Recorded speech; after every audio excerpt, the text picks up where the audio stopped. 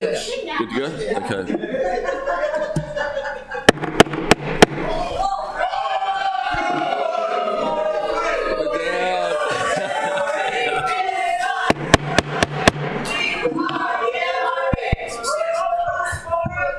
All right, the special meeting of the Annapolis City Council, Monday, October 23, will be called to order at 7 p.m. Please keep order in the House. At this time, Alderman Schneidermeyer will give the invocation, followed by the Pledge of Allegiance for Patriots. Thank you. Thank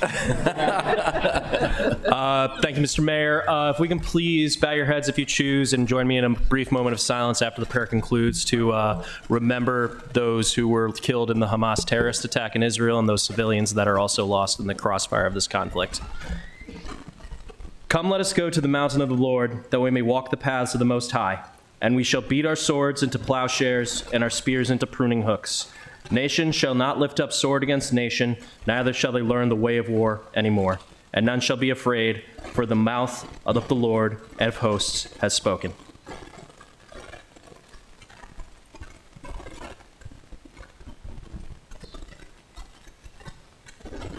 Thank you, Mr. Mayor.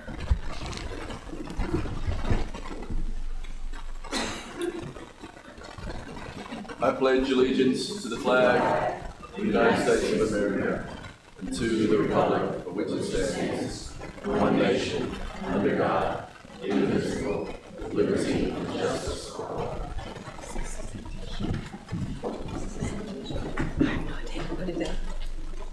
Madam City Clerk, please call the roll. Yes, sir. Mayor Buckley. Here. Alderwoman Tierney. Here. Alderwoman O'Neill. Present. Alderwoman Pendel Charles. Here. Alderwoman Finlayson.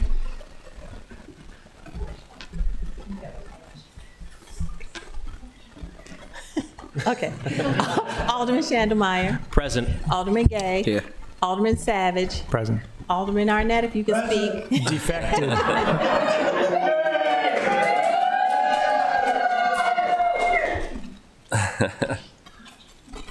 Mr. City Attorney, please present the first item on the agenda. Yes, sir. The next item on the agenda is approval of the agenda. So I'd entertain a motion to approve the agenda and to amend the reschedule of the regular City Council meeting for Monday, November 13th to Monday, November 6th. Thank you. So moved. Mr. Mayor, if also, I need to make an amendment to the agenda as well. And my agenda is not loading. I need to pull the... okay, fantastic. Never mind. Got it? Yeah. Thank you. Okay. Roll call. It's all in favor. All those in favour say aye. Aye. Aye. Opposed? Mr. City Attorney, please present the next item on the agenda. Yes, sir. The next item on the agenda is ceremonial items, beginning with ID 14423, Annual Eastport Declaration of War Charity Event.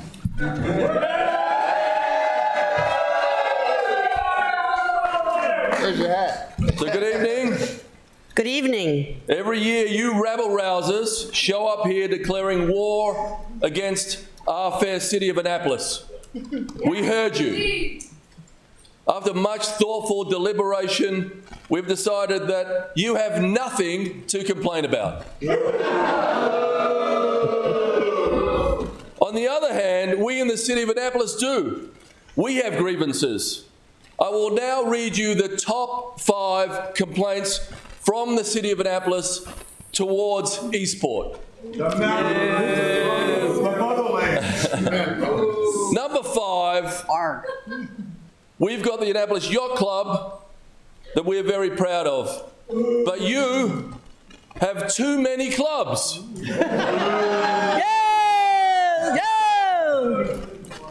You've got the Peerless Wrens Club, the Eastport Yacht Club, the Severn Sailing Club, the Eastport Democratic Club, Seafarers. There is simply too much fun happening on your side. It has to stop. 4, pirates. You actually have a pirate ship operating on the other side of Spa Creek. 3, Guy Fieri. He highlighted Galway Bay in February 2012. Then later the same year, he went over to Davis's pub and highlighted that and took all the attention off of this side of Spa Creek. Easy to do, easy to do. Stealing Annapolis's thunder. And then boatyards as number 2. Every time I need to get my dinghy serviced, I have to go to Eastport. And number 1 reason we have a complaint is Ross Arnett. We are willing to give him back. Lastly, challenge accepted.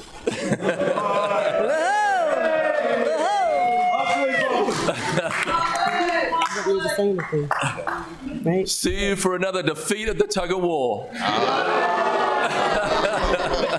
On the behalf of the MOE. Oh, so, well, you kind of stole my thunder because I had a 5-page speech here. So we'll just clear it and make it evident that we're still at war. And this will mark our 24th year of doing so. So on behalf of all of us here in the Revolutionaries, up the Republic! Up the Republic! Challenge accepted! Up the Republic! Up the Republic! Woo! Thank you. See you on the 4th. 2, 1, 4, 3. We are the MRE. 2, 1, 4, 3. We are the MRE. 2, 1, 4, 3. We are the MRE.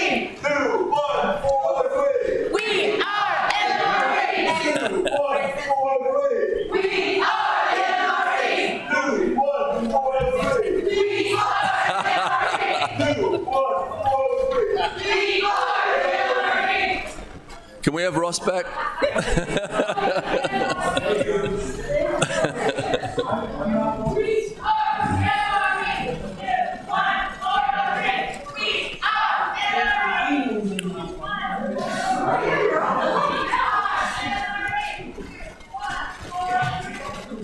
Mr. City Attorney, please present the next item on the agenda. Yes, sir. The next item is ceremonial item ID 16323, City Council citation, Tim Leahy. Thank you, Tim. If you could come up, Ellie.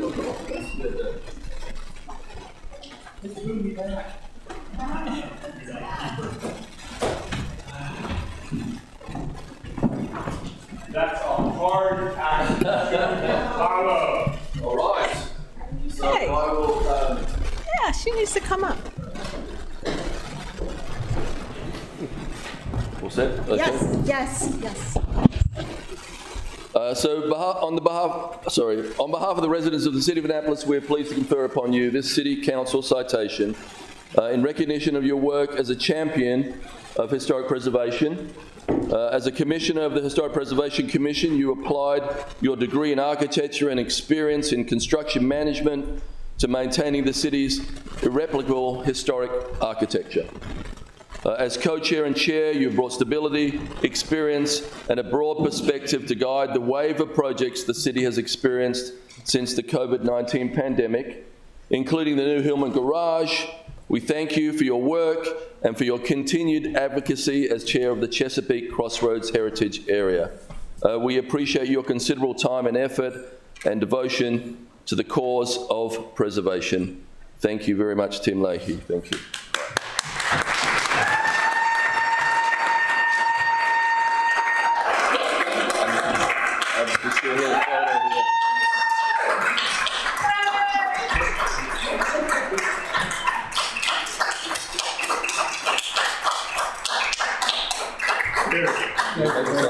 I'm good. Sure. Thank you. There we go. Thank you so much.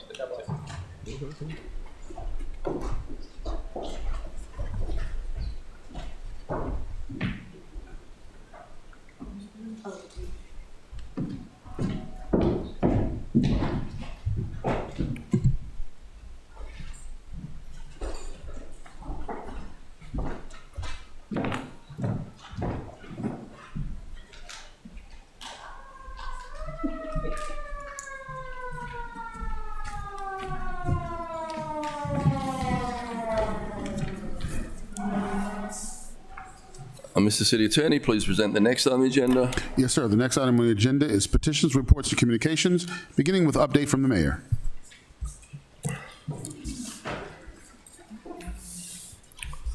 Good evening. I want to share the sad news that Theodore Gray, a retired mason with the Department of Public Works, recently passed away. Mr. Gray retired from the city in April 2016. His service will be held tomorrow at Lasting Tributes on Bestgate Road. We send our best wishes to the family and his friends. Also, as we meet tonight, I want to acknowledge that there are people in other parts of the world suffering and dying in the midst of a conflict and war. Our hearts go out to them, all of them. We hope and pray for an end to the conflict so that all children everywhere can grow up in peace, with dignity and with freedom. Sometimes we can become consumed with our own local problems and different points of view. But seeing the suffering in other parts of the world reminds us how lucky we are.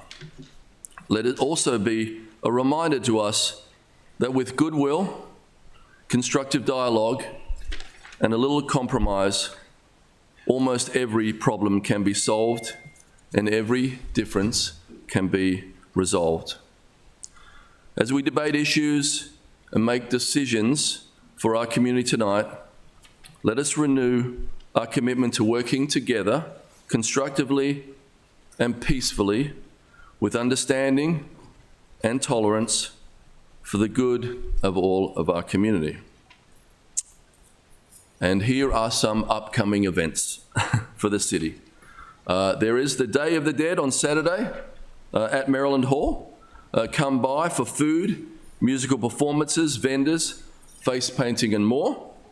Then there is Trunk or Treat. It is also on Saturday at Pip Moyer. This family-friendly event will include a costume parade with trick-or-treating, hay rides, food, crafts, and more. The Kunta Kinte Heritage Festival is also on Saturday. This is at City Dock and includes a showcase of performers, food, talks, including presentations on genealogy. On Sunday, Bob Woodward and Governor Wes Moore will be the special guests at St. John's College for great conversations. Previous events have included Cal Ripken, Judy Woodruff, Tom Brokaw, and Admiral Mike Mullen. Next Thursday, we'll have the Choice Neighborhood Celebration at Eastport United Methodist Church. That's November 2nd from 6:30 to 8. This event is open to the public and includes refreshments. Come out to celebrate 2 years of work for the community that is about to transform and reimagine Eastport Terrace and Harbour House. Sometime in early November, we are still finalising the date, we'll have a public presentation for City Dock. This is a continuation of the rollout that we have done for City Dock Action Committee a few weeks back in the City Council work session on Thursday. At this special, open to all the public event, we will also roll out our public messaging campaign to inform you and of the construction timeline and the staging of this massive public infrastructure project. And lastly, we'll be having the Fleet Reserve Club on November 11th, that's on Saturday, for a Veterans Day ceremony at Memorial Circle in downtown.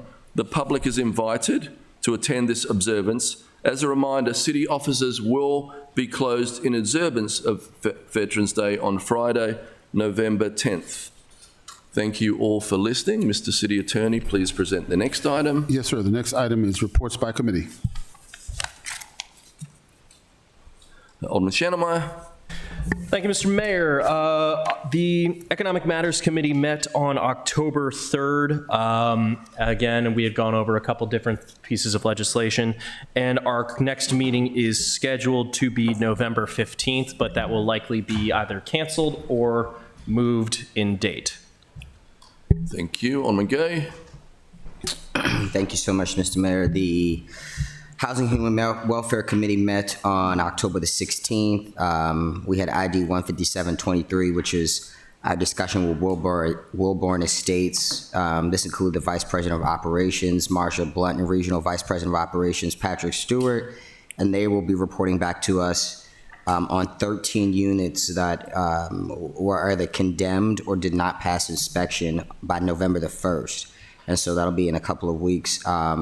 We also had legislation which will be removed from the agenda tonight, 02123, and our next meeting is November the 20th. Thank you. Alderman Savage. Thank you, Mr. Mayor. Environmental Matters Committee met on the 23rd.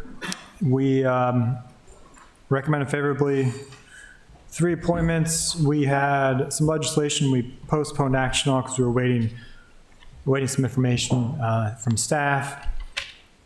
But we did receive a excellent presentation from planning staff regarding our tree canopy goal and our progress and what we need to do to meet our goal. We're going to be continuing that discussion at our next meeting because we didn't really have a chance to discuss it much. And we'll also be having a discussion about the comprehensive plan, in particular the environmental chapters and the recommended actions in that. And hopefully, if we have time, update from Public Works on the sewage spill from a couple weeks back. Thanks. And sorry, the next meeting will be Thursday, November 9th at 3 p.m. Thank you. Alderman Tierney. Thank you, Mr. Mayor. This is just a reminder that the next Finance Committee meeting is rescheduled for tomorrow, October 24th at 10:30 a.m. Thank you. Thank you. Alderman O'Neill. Thank you, Mr. Mayor. Transportation Committee meeting will meet Wednesday, November 8th, 4 o'clock in Council Chambers. Thank you. Alderman Pindell Charles. Thank you, Mr. Mayor. I think I said enough the last meeting to last for the rest of the month. What? What? Nothing? Oh. Anybody else? Thank you. Or Mr. Mayor? oh, sorry. Oh, sorry. Alderman Finlayson. I apologize. Yeah. No problem. Just wanted to announce that the next meeting of the Rules and City Government Committee will be on Friday, November 3rd at 1 o'clock here in Council Chambers. Thank you. Thank you. Mr. City Attorney, please present the next item. Yes, sir. The next item on the agenda is comments by the general public.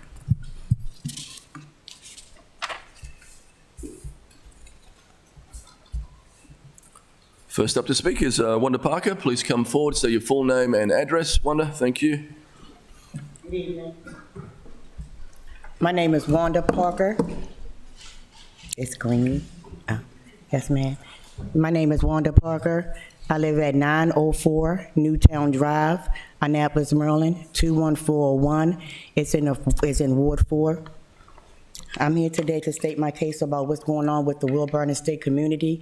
I've been living at Wilburn Estate, moving in on 7/22/2022. Upon moving into my unit, I discovered 3 days later that I had mold in the ceiling. The regional and the property manager, they all kept telling me it wasn't mold. I then called in Ms. Tony Pratt to help me with assistance. She came in and called to the city of Annapolis. They came in and discovered that it was violations, that I didn't have enough insulation in my ceiling, and that I had mold in my closet. I was then displaced for 2 weeks with no place to stay. I slept in my car in an apartment that was vacant with 3 kids.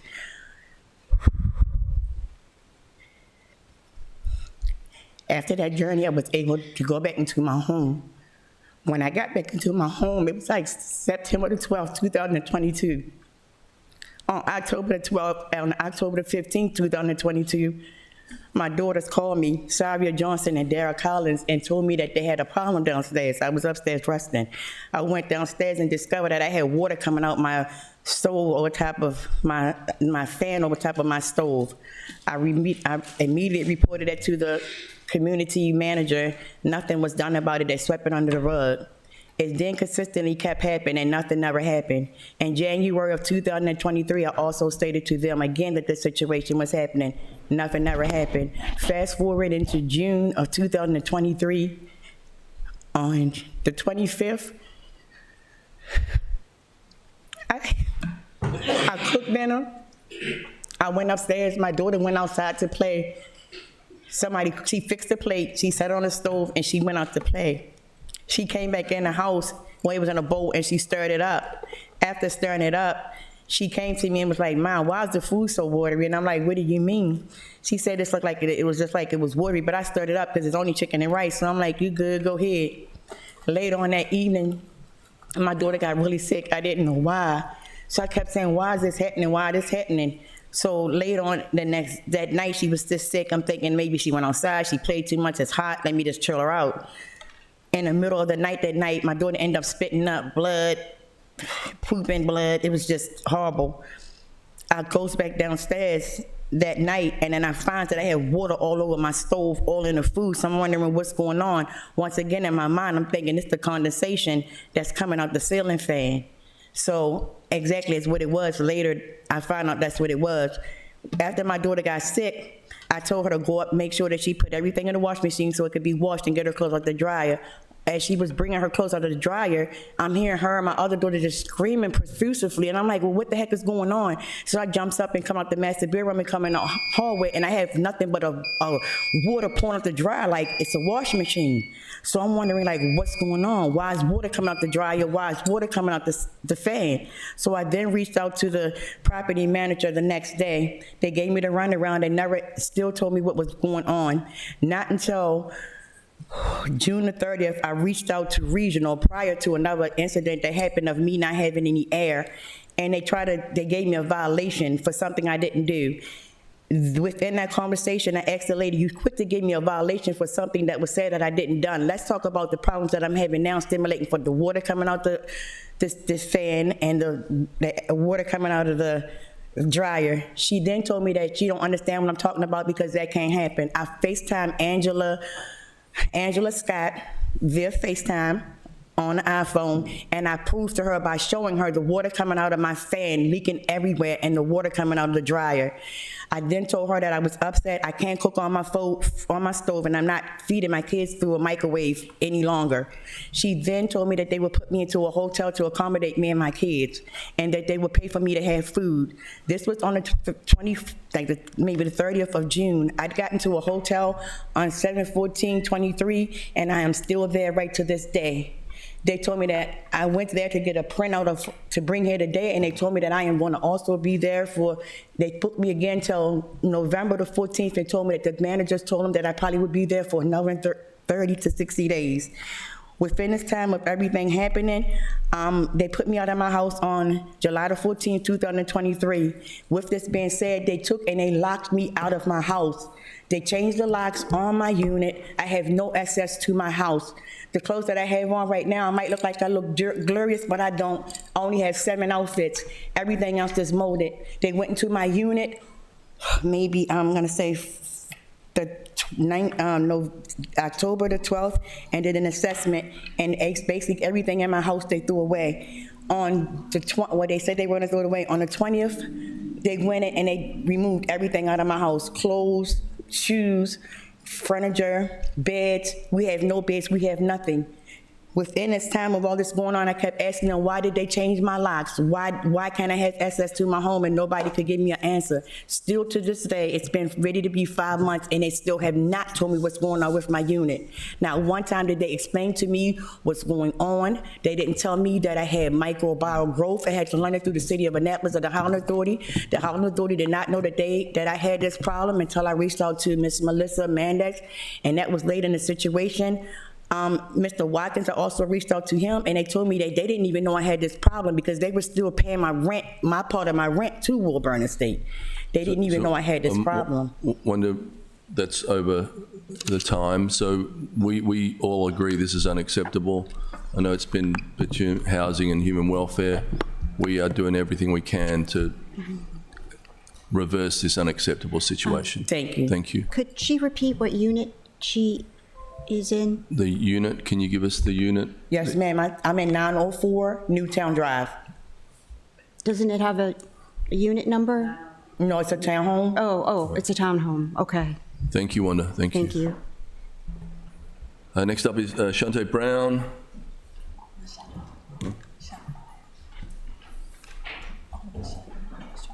Oh, sorry. Good evening, everyone.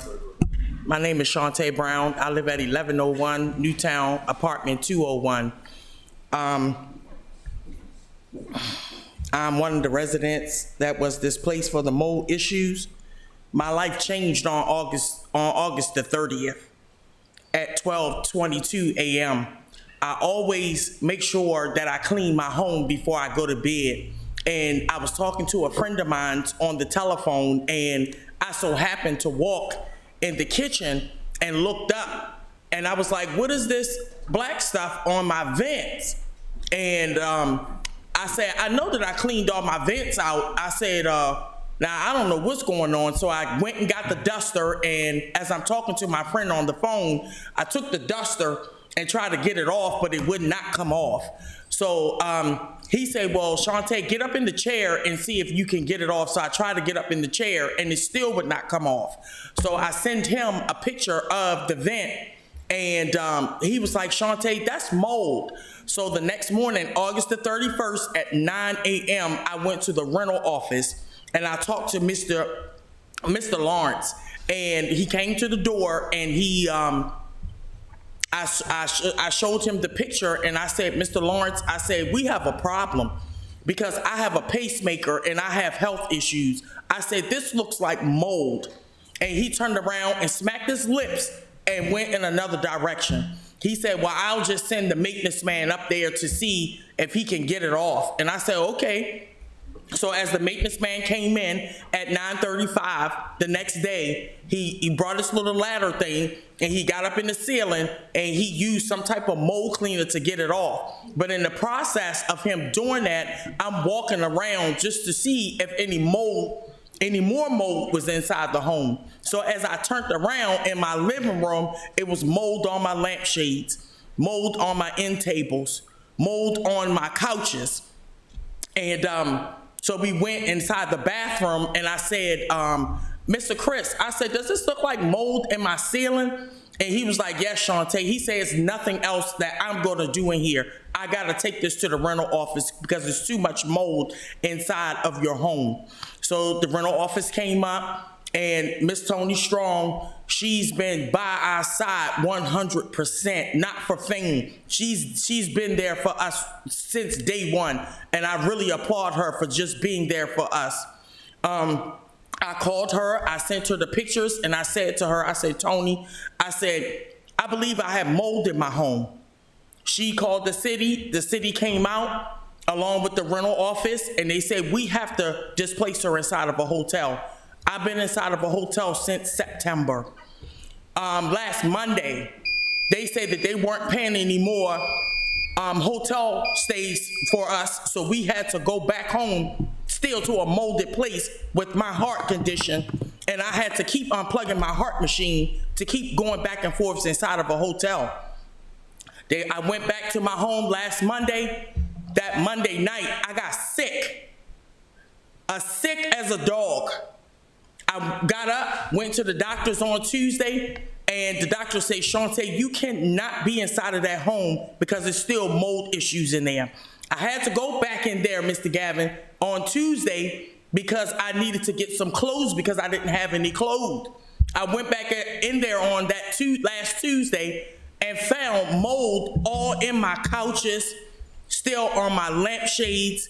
September the 22nd, when they called me to ask me to come and verify the clothing that they cannot save, they specifically said that they were going to clean the clothing that they possibly can save. Come find out, they didn't clean anything.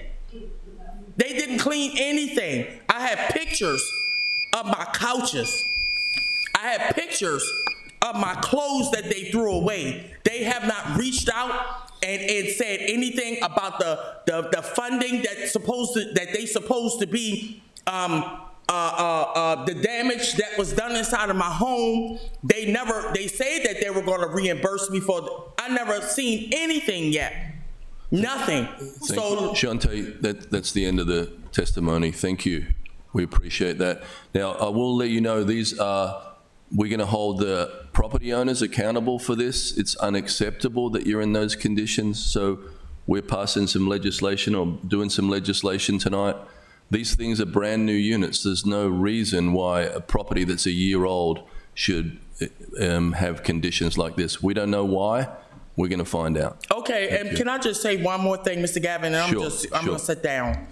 The Housing Authority issued us a voucher. We've been looking, my voucher is only for 1619 for a 2-bedroom. I can't even find anything for 1619. You know, they could at least give us the amount of the voucher. I appreciate them doing this. I appreciate them giving us, you know, food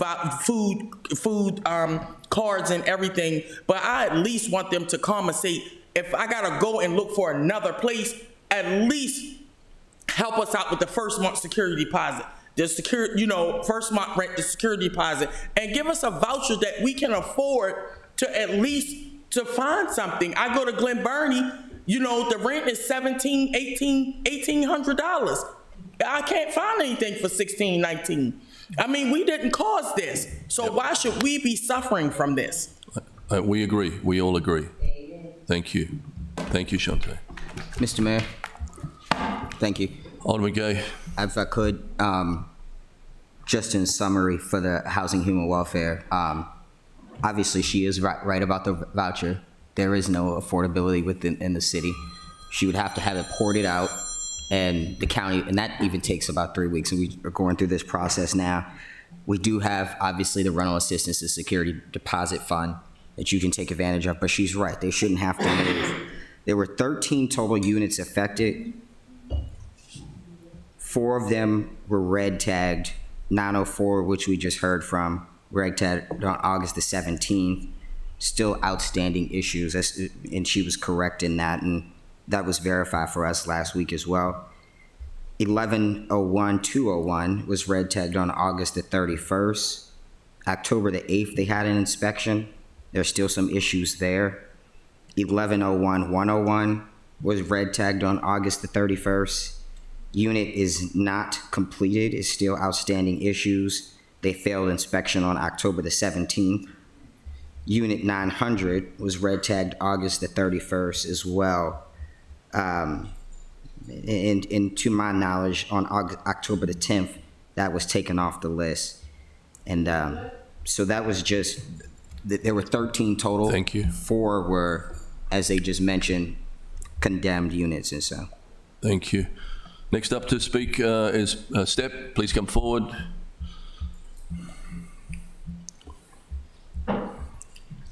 Good evening, Mayor. Good evening, Council. My name is William Pratt, 32 Juliana Circle East, Annapolis, Maryland, 21401. I wasn't even coming up here to really say anything, but give kudos to one of the older women.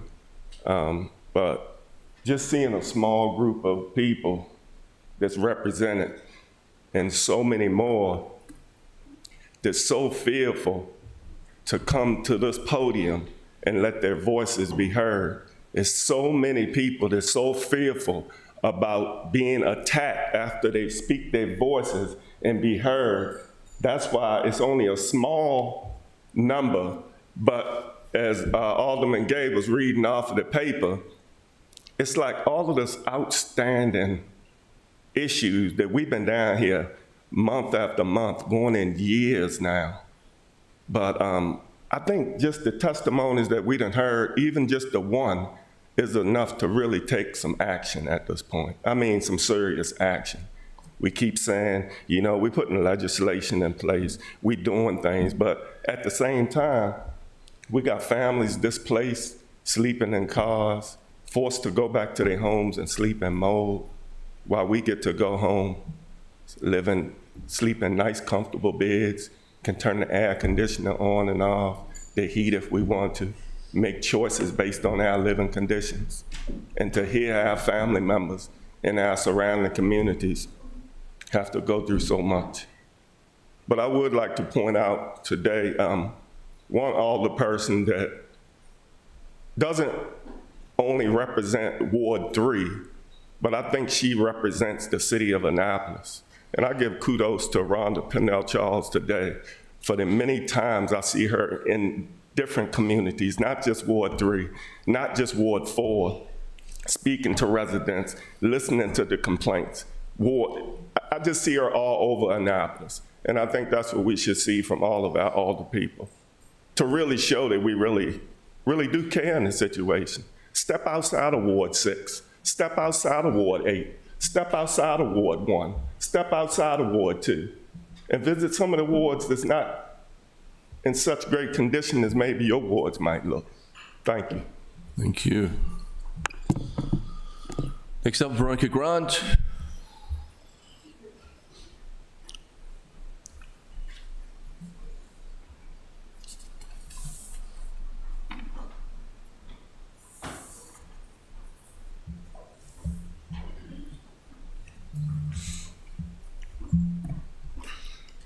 Good evening, Mr. Mayor and City Council.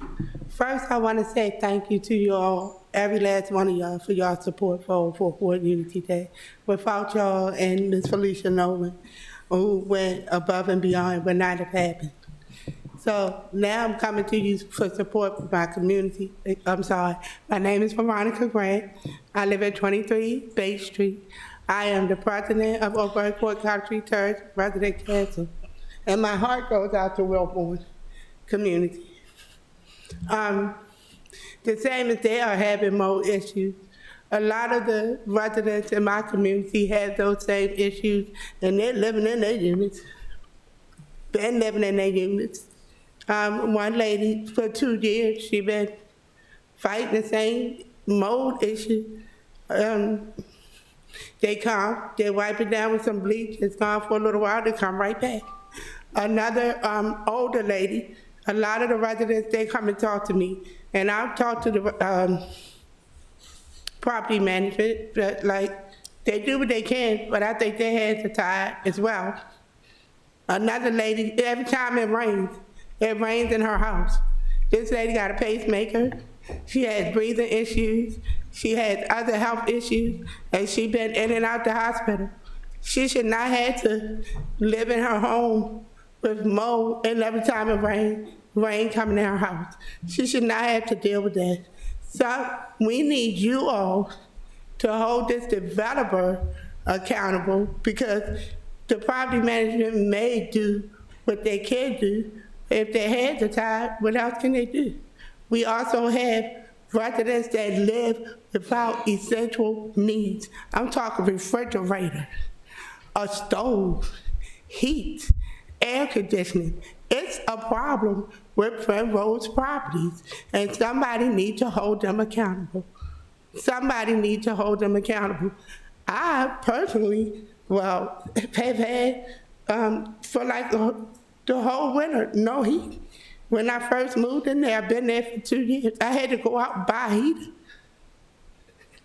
You know, it's a lot going on with Primrose Properties that y'all, you might hear our complaint, but y'all can't see, but they want us to shut up and pay our rent and sit down and be quiet. The moment we don't pay our rent, they quick put a notice on our door. But when we have things that need to be fixed so we can live like normal people, that's a problem. I went without a refrigerator for 3 weeks. I could not pay my rent. You know why I couldn't pay my rent? Because I had spent $30, $40 a day to eat, because I had nowhere to keep food. But they want to hold me accountable for rent when I'm not being held accountable for having essential needs. We are people who live in low-income housing. I have a fixed income. I get 1 check a month, and I'm still out here busting my butt for my community. I feel like this developer, this property management should be busting their butts to make sure we had the regular essential needs that we need to live a regular life, like every day. Stop treating us like animals. We people. We need y'all support. Please do something about it. It's time to stop talking and start acting. Thank you very much, and I do appreciate y'all support. Thank you. Next up is Tony Pratt. Please come forward.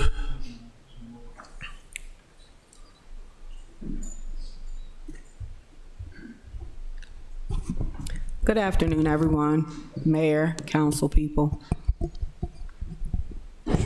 Go Could I just state your address, please, My name is Tony Pratt. I live at 32 Juliana Circle East, Annapolis, Maryland, 21401. Thank you. I live up the street from these ladies. The first call is to me. The calls don't stop. These aren't isolated incidents. And believe me, DeJuan Gay, they might have told you 13 units. It's more. People are afraid. People are living in hazardous conditions. You heard the young lady there talk about her heart condition. They put her back, and she had to sleep on a couch with mold on it. We all get to go home. First of all, Annapolis is one of the wealthiest cities, because we're putting over, what, $55 million in downtown Annapolis? But we have the outskirts that we seem to forget about. Whether it was from urban removal, redlining, gentrification, and in 2023, we continue it.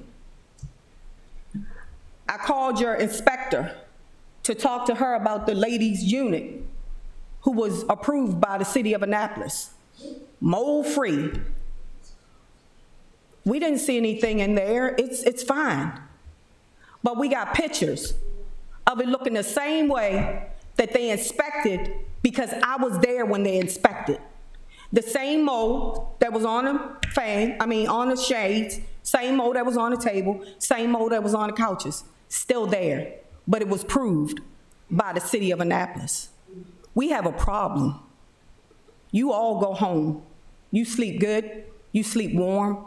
You don't have to worry about your airways because they're clear. You don't have to worry about your children getting sick. You don't have to worry about asthma issues.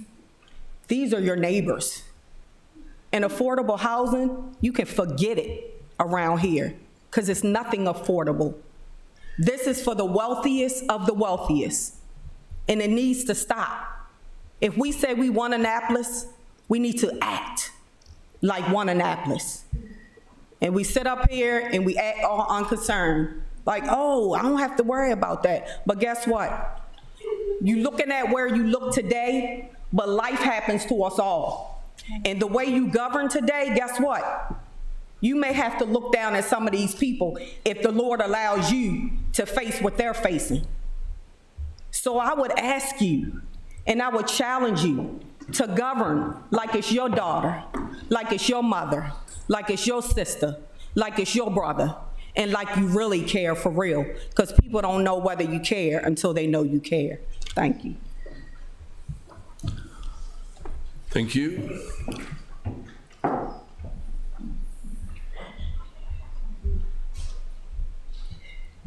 Next up is Troy Dennis.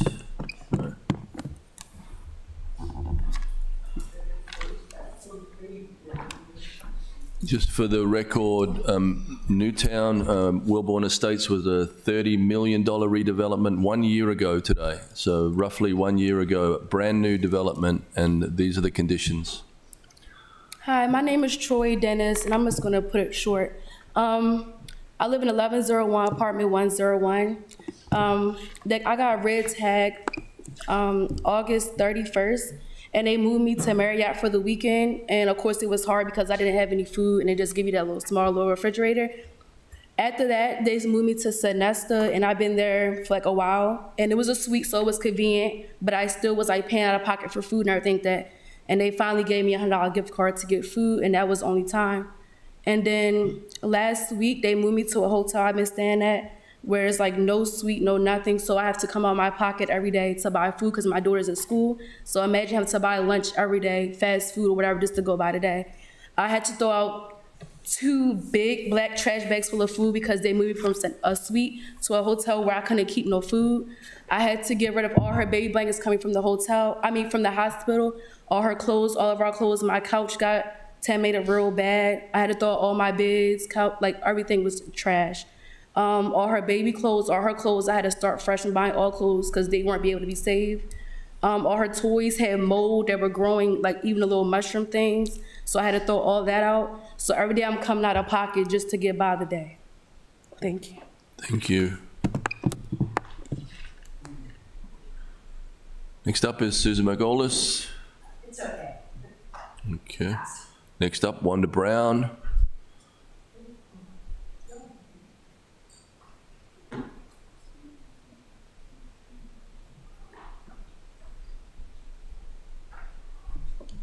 Hello, everyone. Mayor, council persons. My name is Wanda Brown. I'm the grandmother of Troy Dennis.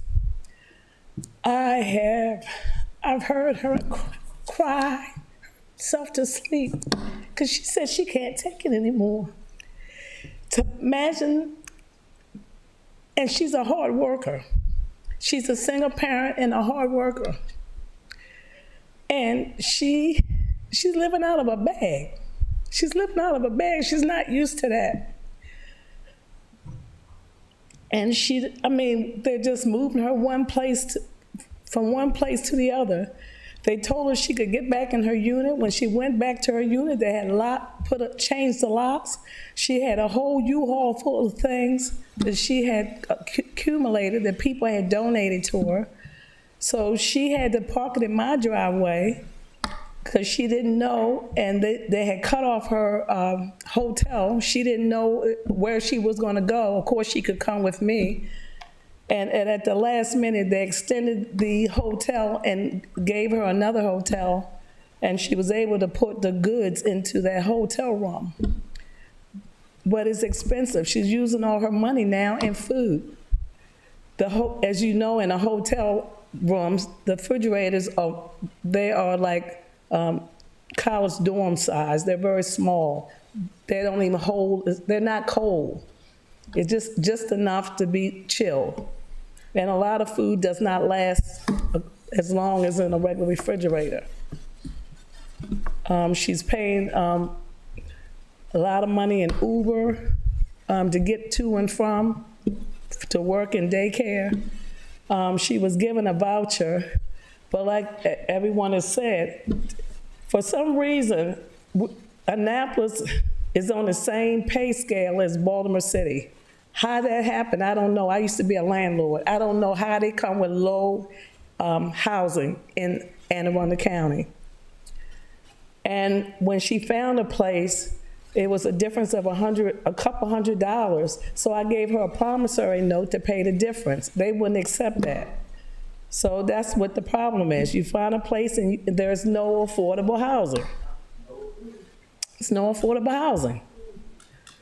The average 2-bedroom unit in Annapolis is going for, you're lucky to find something 18 and above. Some of them are like $2,000, $2,500. But their pay scale is very, very low, very low. So if they find a place, they should pay, in my opinion, they should pay the difference so they can get in a place. And some people, some of the residents have multiple children. It's hard to be impacted in a small area. Mentally, it affects the children. You know, you can't concentrate. And when your children is not right, you're not right. So I hope and pray that someone does something. You hear about it, but somebody needs to do something about it. It's been going on a long time. We're going into November now, the winter time. It happened in the summer, and now we're almost into November. Thank you. Thank you. We agree with you. We have the rental assistance program to cover any shortfall, so I want to thank you, Alderman Gay, for that. Anybody like to come forward and speak?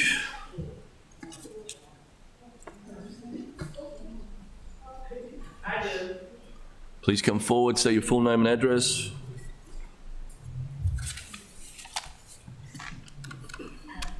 My name is Tori Wells. I'm the resident of 900 Newtown Drive.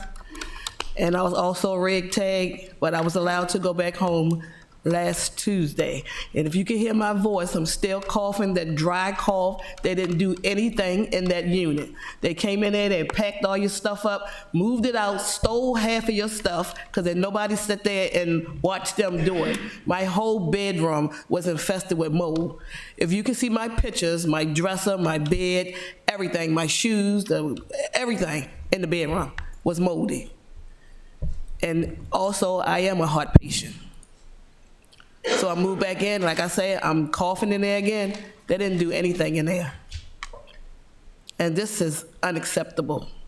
And then you call to the rental office and they act like they don't care, that's just their job. They're just there doing their job. They don't care nothing but the residents. So, my question is to you guys, what are we gonna do?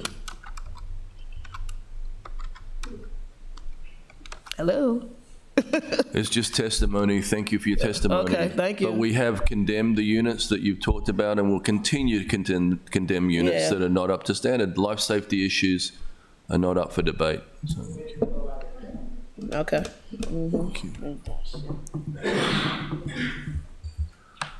Alderman Pindell Charles. Thank you, Mr. Mayor. And I'm not going to talk about it tonight, but I just want the public to know, and I've said this many times, my family's been here since the Civil War, and I've been here all my life.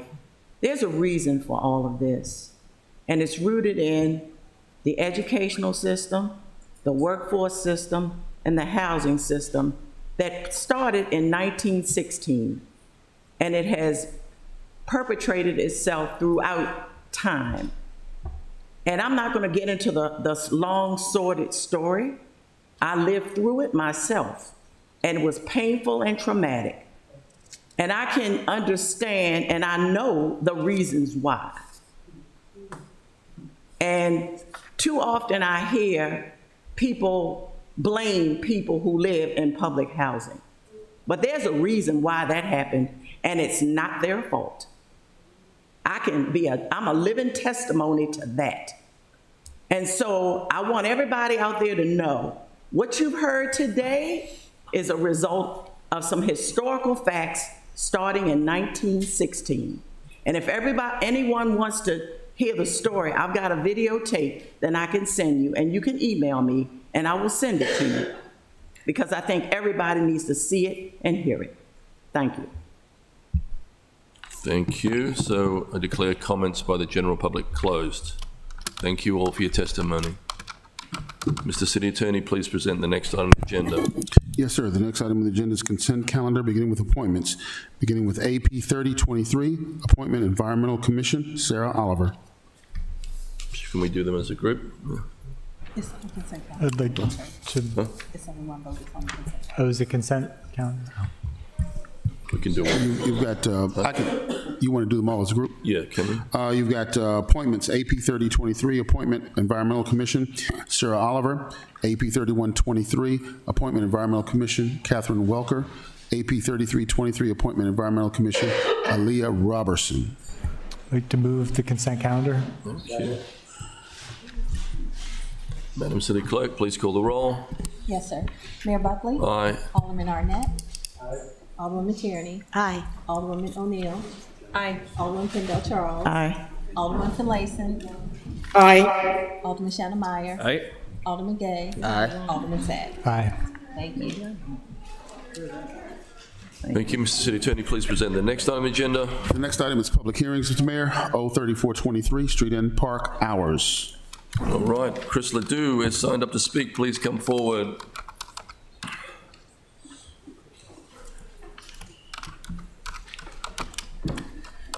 Chris Ledoux, 215 Severn Avenue in Eastport. Sorry to have to testify on something about like this when there's much more important issues at hand, but I'd like to encourage you to think about whether or not we need a one-size-fits-all rule for all of the parks throughout the city. We have new Parks and Rec director. The director's empowered to set rules park by park. Each park is different. We have parks in Eastport with kayakers go out before dawn.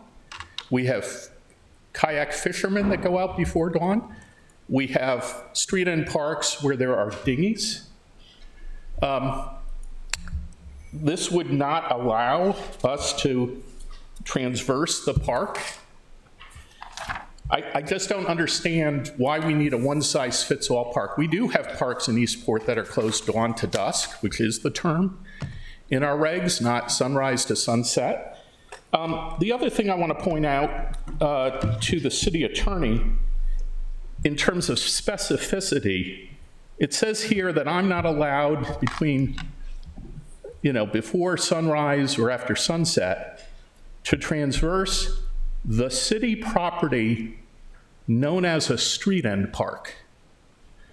Is Lafayette Park a street-end park? Is Myron Park a street-end park? Known to who?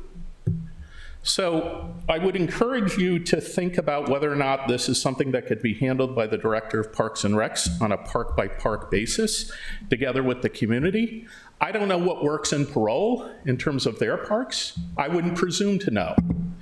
I wouldn't presume to know what is appropriate in Ward 2. I live in Eastport, I have a sense there, but I just don't think a one-size-fits-all rule is appropriate. Thank you for listening. Thank you. Thanks, Chris. Anybody else like to come forward and speak on O34-23? Okay, I declare the public hearing closed on O34-23. Mr. City Attorney, please present the next on the agenda. Yes, sir. The next item on the agenda is going to be legislative actions, beginning with first readers. Ordinance O35-23, Civil Service Board duties. Is there a motion to adopt O-35-23 on first reader? So moved. Second. All those in favour say aye. Aye. Opposed? Thank you. I refer O-35-23 to Rules and City Government Committee. Mr. City Attorney, please present the next on the agenda. Yes, sir. The next item is resolutions are 54-23, Noah Hillman Garage Parking Concession Agreement. Is there a motion to adopt R-54-23 on first reader? So moved. Second. All those in favour say aye. Aye. Opposed? Thank you. Mr. City Attorney, please present the next on the agenda. Yes, sir. The next item on the agenda is R-55-23, Temporary Moratorium on Short-Term Rental Licenses. Is there a motion to adopt R-55-23 on first reader? So moved. Second. All those in favour say aye. Aye. Opposed? No. Thank you. And is that being referred to committees? Nope. I think we should send that. Do you want that to Housing Committee? That's a resolution, sorry. Okay. Thank you. Mr. City Attorney, please present the next on the agenda. Yes, sir. The next item on the agenda is legislative action, second readers, beginning with Ordinance O-49-22, Planning and Zoning, Parking and Loading Regulations, Parking Fee in lieu of meeting off-street parking requirements. Mr. Arnett. Thank you, Mr. Mayor. I'd like to make a motion to withdraw O-49-22. Do you have a second? I'll second that. Thank you. If I may speak to that, Mr. Yes, Mayor? yeah, it's over there. So, just a brief history. The vast majority of the restaurants in the city are in Ward 1. Virtually none, if not all of these, do not have off-street parking, but they do have structured parking and even some surface lots. Most of the other restaurants in the city, Wards 3 through 7, are in strip or mini malls with shared parking. In Wards 2 and 8, there are restaurants with private off-street parking. So, in the words of my colleague, Alderwoman Pendle Charles, not all wards are the same. So I believe that we cannot make zoning code changes by ward boundaries, but I do think that we need to accept that there are different circumstances in different wards. I would urge that you accept that.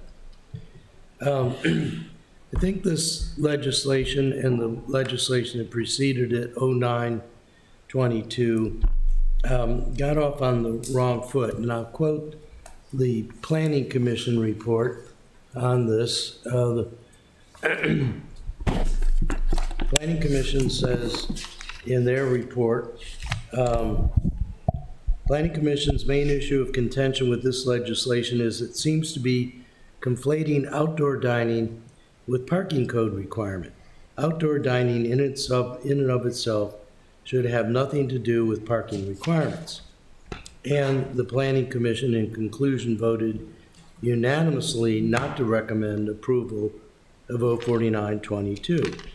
They did, however, make some recommendations in terms of assessing fees for property owners to mitigate impacts of parking on surrounding properties. They also indicated, and I think this speaks to an amendment by Alderman Savage, that these fees in lieu be applied to the neighborhoods directly investigated. And their final recommendation was to make consideration of the time of year that we deal with off-street parking. Some of the council worry about legislation with many amendments, and I agree. And not only that, in my conversations with planning and zoning and the Office of Law, they find the amendments to be conflicting and confusing. Some on the council worry that this legislation is taking too long to process, and agree, I will again agree, and I will even take some of the responsibility for that. I had taken the lead on working on amendments to the legislation, but I had some unfortunate family considerations that took up quite a bit of my time. But I also believe this legislation is taking too long because it's not right. And in that, my meetings starting in June with the planning and zoning and law staff, they agree that this should not be parking legislation, but should be legislation governing restaurants, and therefore should not be in the parking part of the city code, as 049 deals with, but rather should be in the restaurant rules of operation in section Title 21, 64-540. As I said, I have been working intensively with the planning staff and the Office of Law, and I appreciate their efforts. And in fact, I think we have a good new draft piece of legislation underway, which, when it's ready, I will introduce for the council's consideration. But it looks at parking requirements with regard to seating, restaurant seatings, and it looks at parklets and sidewalk cafes and rooftop dinings, and now a third category, which would be outdoor dining. And I think we can construct a new piece of legislation that will satisfy many of the needs and concerns of council members and be much more appropriate legislation to be consistent with the code and consistent with the findings of the planning staff and the planning commission. So I would urge council to support withdrawing this legislation. I would add that I think we have made a great deal of progress on the new piece of legislation. I think that's been shared with many, if not all of you, and you will find that it deals with rules regarding restaurants and does not get into parking per se, a different section of the code. So I hope you'll support the withdrawal. I would note that 2 of the 3 sponsors are supporting withdrawal of the legislation. Thank you. Thank you, Alderman Savage. Thank you, Mr. Mayor. It's kind of a tough one. Though I'm currently not in favor of withdrawing or postponement again. I think we need to highlight, it's worth highlighting why this was introduced. It started with, I think it was 09-22 or 20. 09-22. Which was an effort to remove of our colleague from Ward 4-5 to remove parking requirements for all restaurants. And so we decided not, I think a majority of us decided not to support that. And we introduced this as kind of an alternative because it was determined that we should do it as separate legislation instead of an amendment. So this is an effort, I think, to keep the ball rolling moving forward, right? Because it sets up the fee for the fee in lieu of the parking spots that would go towards a solution to the parking woes that the city, and yes, primarily I think Eastport at the moment, but the whole city deals with. And so And so, I think we also need to consider that we've been dealing with this for a while. It is a 2022 ordinance. It's been to the Planning Commission. It's been to a number of committees.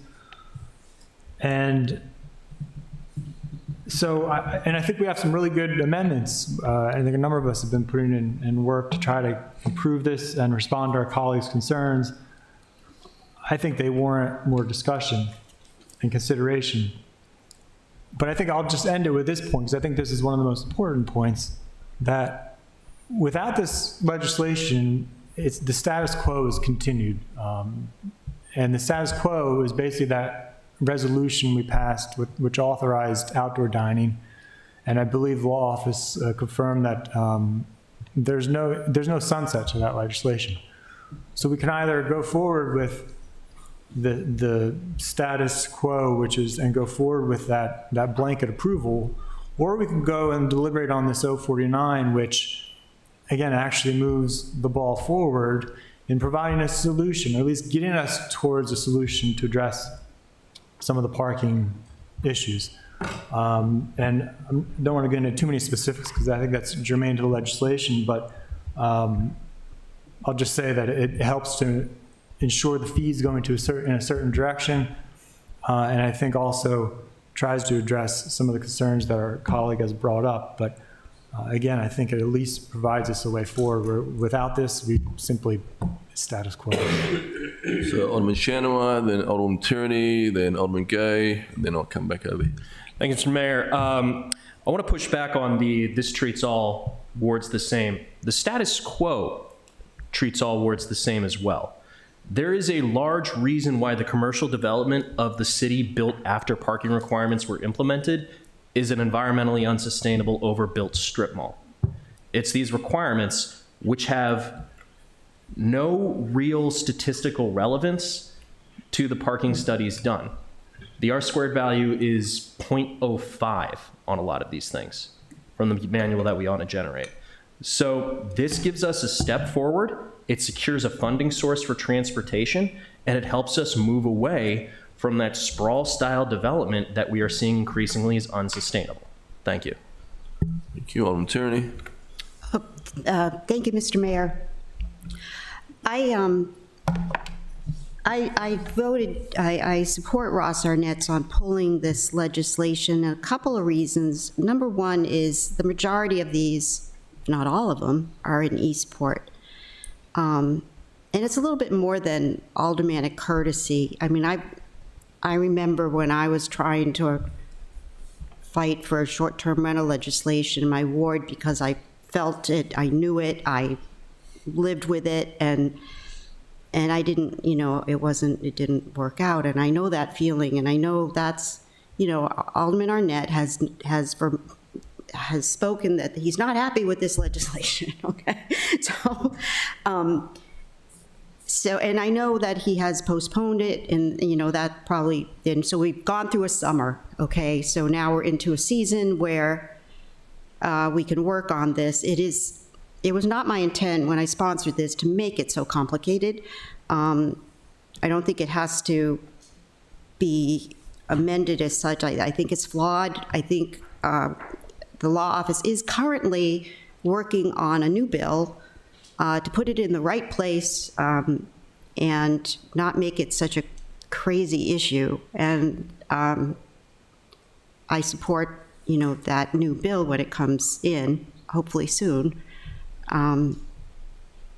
Yeah, I mean, and I know we're at this point where it's like, oh, we want to make this restaurant work. Well, we have the time now, now that it's winter, like I said, coming up, get this right. Thanks. Thank you. Alderman Gay. She stole the words right out of my mouth. That was my very first point. It is November. Who is eating outside in November? Heaters up or not? This is the perfect time to fix the legislation. It has 10 amendments. 10 amendments, that's insane. When I had housing legislation up here that had 5 amendments, each of you voted it down because you said any bill with more than 5 amendments doesn't need to be brought to the floor. That means it isn't ready. So why would you then turn around and try to shove this bill with 10 amendments down our throats? I am in the minority here. Obviously, I will be abstaining from the vote. I've talked to all of my colleagues on this, and I've told nobody any promises. I didn't promise anybody anything. I said that I will think about it. The problem with this and why I'm abstaining is because it's like, yes, I get it. The restaurants need to thrive. They need outdoor dining. They need, to be able to make money. I want everybody to, flourish. And I get their concerns with the, businesses in Eastport that are having trouble there. The tenants are complaining because the parking, et cetera, is out of control. I'm not sure why there wasn't an agreement made with the original sponsors and the two alder people whose ward is most impacted by this, so that just a common sense bill would have been put out that would have just solved this. I appreciate my colleague from Ward 5 for initiating the amendments, and from Ward 7 that would have helped with some transit funding, but even that's a mess. And so I just don't know if I can be, in the next 2 minutes, if somebody can explain to me how this bill would drastically impact in a positive way the restaurants and the parking issues that are going on. I'd be willing to change, but as far as I'm concerned right now, it's not. It would just be putting us back where we are with a little bit of money sprinkled to transit. Am I wrong there? Alderman Neal is next. I thought you had your hand up.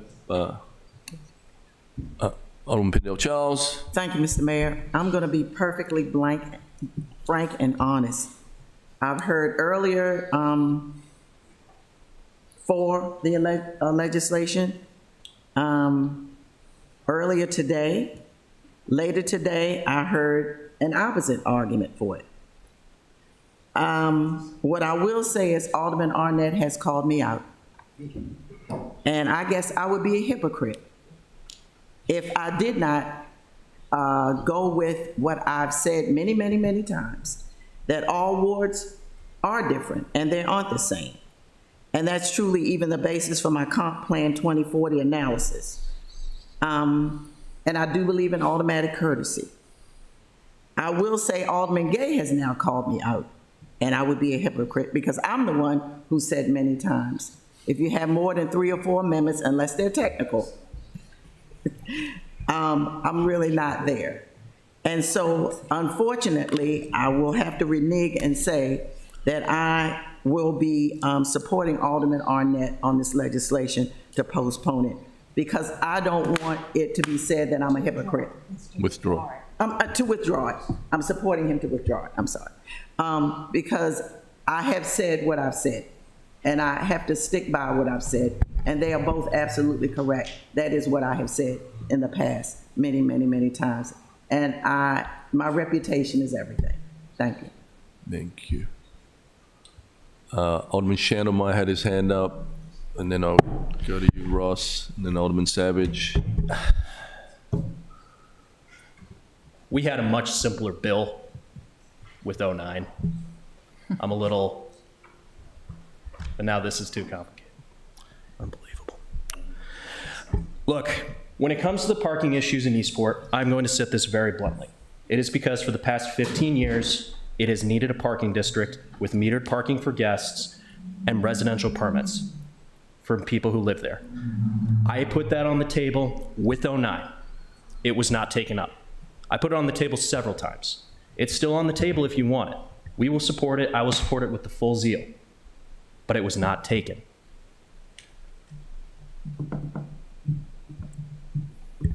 Thank you. Alderman Arnett.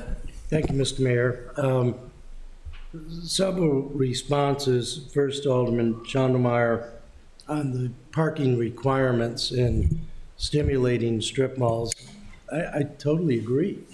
And I'm not a big fan of strip malls. I would like to see strip malls converted to public housing or affordable housing. I would point out that, once again, though, we're focusing on parking, and I'd ask you to consider this. When you look at our parking requirements in 2166, we knowingly set the requirements so that if the restaurants have any patrons at all, and District B2 at only 30% we know that 70% of the people will be parking someplace else. We do the same thing in B1, where only 15% parking is required. We've done things historically with what is my primary interest, and I'll speak to district or zone parking next. We've also have marinas that don't have enough parking. And so what we've created over time, either because we've grandfathered things in or because we haven't had legislation that consciously thinks about the impacts of parking and the attendant traffic and those sorts of things, we do not have enough capacity. Ward 1, I believe, is privileged in that we have recognized the parking requirements, and we have several structured parking lots, and we have some surface lots. In terms of the parking districts don't just affect restaurants, they affect all other businesses, but most importantly, in Ward 8, they affect the boating community. Those people who come into the marinas without enough parking and park on the street, as I did when I lived in Columbia, Maryland before moving to Annapolis, and it would take a 10-day cruise in the fall, and I would park on the street because Moeller Marine, where I had my boat, had no parking. With a parking district, I would come back and find that I had to pay 10 days worth of parking fees in order to do the cruise. When my crews would come in to race with me on Wednesday nights, now, if we put in a parking district, they would have to find a kiosk, pay for parking, jump on the boat, race, and come back afterwards.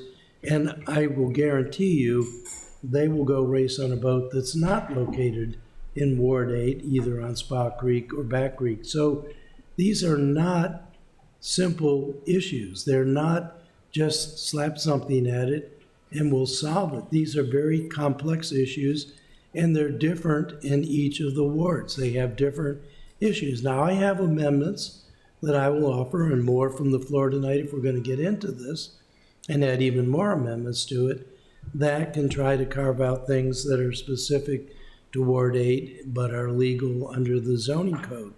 But I would suggest to you this is not the right way to do legislation. You know, amendments from the floor with already a number of amendments, already amendments that are conflicting. Alderman Savage actually said it when he said the continuing resolution is without end. So what is the urgency to pass this flawed legislation tonight when we already have more appropriate, per the Office of Law and the planning staff, legislation in the offing? Why is there an urgency to take this up? So at a minimum, maybe you would vote to postpone action on this till you saw the new legislation and you saw it and were able to compare and see the effectiveness of it. But I do not see the urgency. First, there is an urgency to not pass bad legislation, but I don't see the urgency to move this forward with all of its flaws tonight. Alderman Savage, you had your hand up, Alderman Savage, but I'm going to let some people that haven't spoken yet. So Alderman Finlayson and then Alderman O'Neill. Thank you, Mr. Mayor. I'll be supporting the motion that's on the floor. I have said many times, and I think I engendered the concept that if our own legislation has to be amended many, many times, then it wasn't right for prime time to begin with. I think this gives us an opportunity to go back to the drawing board and have an opportunity, at least for the sponsors, to get everything they want in the legislation to begin with, instead of having to fight to get their interests met. So I would ask that we support the motion, send this back, let the sponsors and all others who have issues or concerns weigh in advance of the legislation being introduced. Thank you. Thank you. Alderman O'Neill. Thank you, Mr. Mayor. Just a couple of observances. This legislation has been on our agenda since April of 2022, so I wouldn't call it urgent.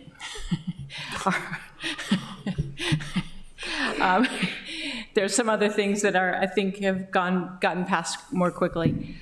Two things that led me to, when I walked in this meeting, that I was planning on going forward with this legislation is, one of our residents kindly pointed out that there are 5 businesses currently that are operating under what this would affect.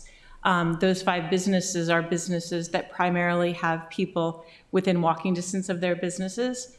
So they are, in fact, not necessarily adding to the parking issues. When we talk about parking issues, and I know that Alderman Standelmeyer has suggested several times a parking district in Ward 8. I know there's a lot of arguments against it, but I don't see it any different than the parking districts in Ward 1, where residents, guests are paying for parking, having to find a place to park. I think that we need to stop worrying about parking. Most of the restaurants in Ward 8 don't have parking lots and aren't even affected by this legislation. They're the ones that are causing people to park on the street more often than not. There's a couple of restaurants that have chosen not to utilize their parking lot because I believe that they found that their clientele weren't interested in dining in a tent in a parking lot. I'm paying $65 for a plate. I want it in a nice restaurant where there's tablecloths on the table and I'm not sitting on gravel. I think that it's, and I can't tell you what the term I want to use, which is why I failed to talk before, but it should really be up to the restaurants. And if they're going to give up parking and they're going to draw enough customers that aren't looking for those parking places, that should be up to them. If they find that they're not having people come to their restaurants, they're going to change their mind. Kind of free enterprise. And that's my argument. I think that we should move forward and talk through the amendments. I think some of the amendments could be taken off the table. Some of them are just points of edits for technical issues, and I would be in favor of continuing with this ordinance. Thank you. Alderman Savage.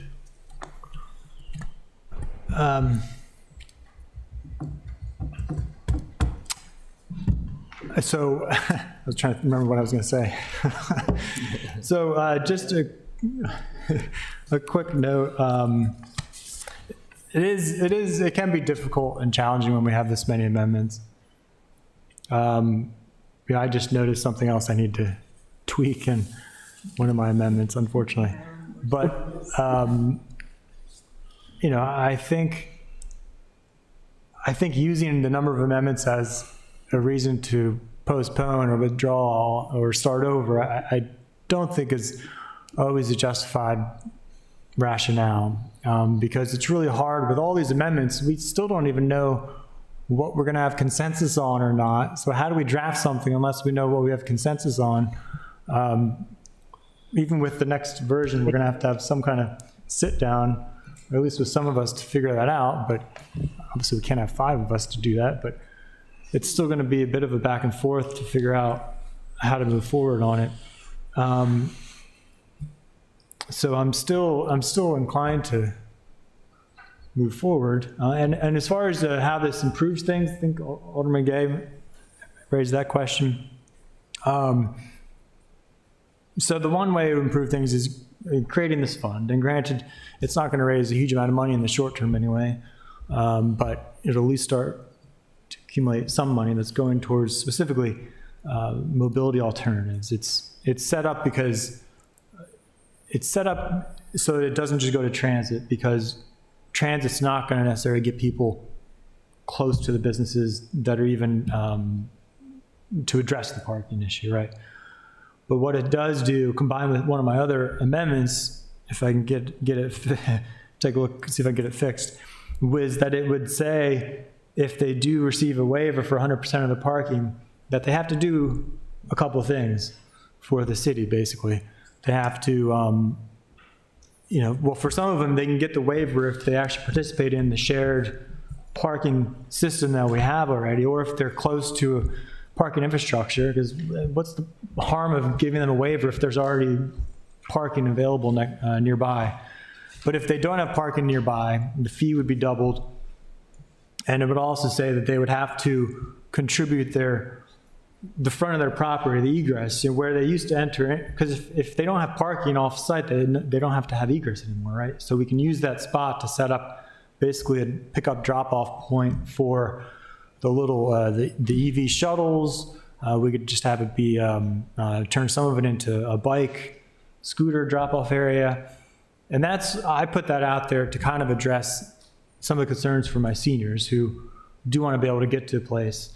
So in this case, they would at least still have a place where they can drop off and get on and off from the shuttle. So that's one of the more immediate corrections. But I think long term, maybe hopefully this will contribute money towards going towards some other fixes. I mean, I agree that the urgency isn't necessarily here, so I'm not going to lose sleep if this fails today. We'll just have to come back with something else. But yeah, that's. And I'm going to urge my colleagues not to support a withdrawal or a postponement. A person's business is at stake here. If any of you have ever been to Forward Brewing and been in the outside area where there are families, where there are fire pits, where they extend their season with that amazing outdoor space, this business will be targeted if we withdraw it or postpone it tonight. I would like to move forward and vote on this. It is a great business, a great community asset. And so we know in Eastport is a walkable community. Plenty of people in downtown walk to businesses. So just wanted to state my position before we vote. So I think we're going to have to do a roll call on this vote, please. So we are now voting on a withdrawal of 049-22. Mayor Buckley. No. Alderman Arnett. Yes. Alderwoman Tierney. Yes. Alderwoman O'Neill. No. Alderwoman Pendell Charles. Yes. Alderman Finlayson. Yes. Alderman Shademeyer. No. Alderman Gay. Abstain. Alderman Savage. No. 4-4 is defeated. So it's defeated. Okay. Are you going to do a postpone? Nope. No. Thank you. So can I get an emotion to adopt 049-22 on second reader? No, Mr. Mayor, it's over. It's over. It didn't pass, right? So No, his motion to withdraw. It's defeated. Defeated, okay. it was defeated. Yeah. So now you need another motion. So I need an. I would like to make a motion to postpone consideration of 149-22. Alderman Savage and I know we have additional amendments to offer tonight. Sorry. Make a motion to postpone consideration of 049-22 tonight. Postpone for 2 council meetings.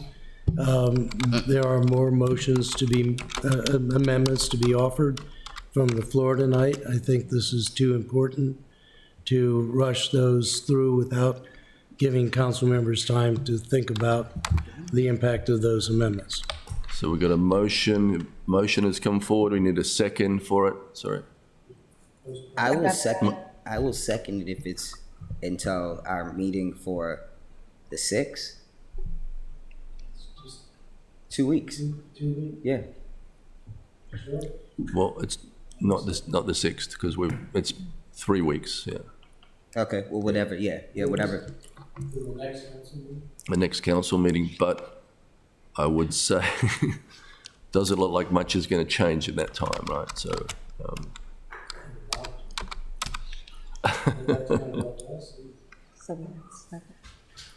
so we've got a motion and a second to postpone. Alderman Savage has his hand up. I mean, I'm inclined to support. I mean, it's clear. I think now we have the votes to not withdraw it and to try to keep working on it.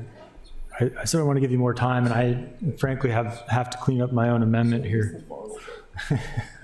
Unfortunately, I didn't catch this early enough.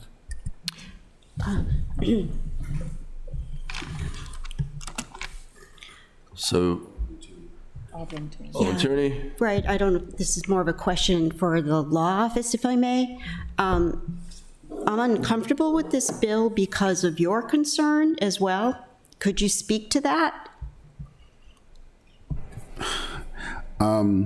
Basically, the office is concerned that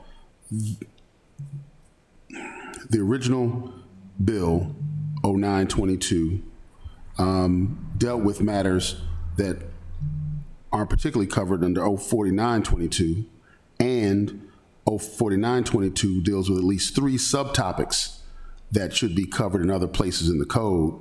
But once you move them to other places in the code where they're consistent, you have to then change at least 3 other sections of the code to make it all match.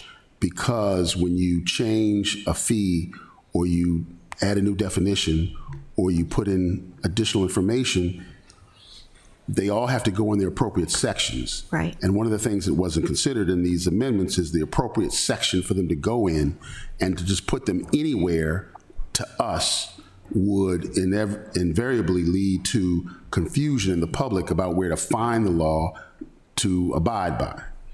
And so we were trying to streamline it and separate parking from outdoor dining. Yes. Because parking and outdoor dining are 2 different things. Right. The city already regulates outdoor dining. Right. And outdoor dining is in a separate section. Yes. And we think should be combined in a new section that we're going to create, in our view. Not having parking is totally unrelated to dining. Right. That's been And the problem with as this the original all bill along. sponsor suggested originally, so it was our suggestion that we separate the 2 concepts, make them consistent in the code, and put them in appropriate place, and give them appropriate definitions. And that's a structural deficiency that we must address. I mean, you're in the process of revising the code, I know, and looking at it, and what we've got here is a compounded error, if you will. You've got a mixed match of amendments that don't fall in the same title of the original bill. But I just want to add a couple of things. Number one is it's very frustrating because we spend money to do a study. I don't know if any of you even remember that. It was a good study. It was a pilot study of all of the restaurants in Eastport that had outside dining, and there were many, and I think they even paid to participate in this study. And there were a couple of facts from this, is that they took surveys of the people attending these restaurants. Yes, they parked, they drove, and they did put a burden on the streets. That's all I needed to hear. I mean, this was factual. They surveyed, did you park somewhere? So by deleting, the space, it did put a burden on the to us, and I just thought that logically, which I try to be, is this first bill was okay. Then they should have some kind of contribution to the city in some way, shape, or form. And then I think what happened is we tried to convolute, how much parking each restaurant should have, and then, the other thing is we don't write a bill for one restaurant. So I think we're at the problem is that if we postpone, we're just going to we're going to add more amendments, and we're going to make this, the sausage making just so erroneous that I just would like the replacement bill to come in. And I don't know now with the postponement if that could happen. The law office is working on a replacement bill, and that could be ready in a couple of weeks or so. And it won't have all of this parking crap in it, for lack of a better word. It would be more straightforward on outside dining. Where do we put it in the code? What is it? What does it look like? And if there has to be some kind of fee involved, we'll address that elsewhere. So I'd like the opportunity, I guess, to look at this, and I'm not sure if we can do that with a postponement. Well, this is a postponement. So I don't like the postponement, Ross. I mean, And also for the Office of Law to come forward. we could do a replacement bill with the postponement instead of adding to this, yeah. I'm sorry. The replacement bill is quite well along. I don't know if it was sent to everyone, but I certainly sent it to many of you. And as the city attorney says, it puts restaurant regulations in the appropriate place in the code, and it deals with the different categories of outside dining, parklet, sidewalk, rooftop, and dining on parking spaces, which also could be dining on patios or lawns, which was in the code already. So again, when I had several meetings over the summer with the Office of Law and the planning staff, and they're saying, they said to me, and you all can have those same meetings, or I agree with Alderman Savage, I think as long as it's only 4 of us, we ought to sit down and talk about this, but they're saying you need to put this legislation in the proper place in the code. And it really becomes very clear what it is that we're attempting to do in terms of adding outdoor dining at the surface level to the code. And so again, the reason I'm urging that we postpone is I do have another amendment that I would make if this goes forward tonight. I think Alderman Savage has indicated he has some clarifying. As bad as it is to do legislation with a whole bunch of amendments, doing amendments from the floor, and in fact, the county, if you do amendments from the floor, it automatically has to be postponed so that people have the time to consider the impact of those amendments.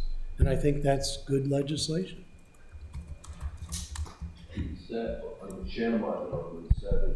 Thanks, Mr. Mayor. This is not a one business bill. This is one issue. This is not a one neighborhood issue. These requirements are impacting the entire city. 2 restaurants participated of those 5 that were not in Eastport, Main and Market and Grumps.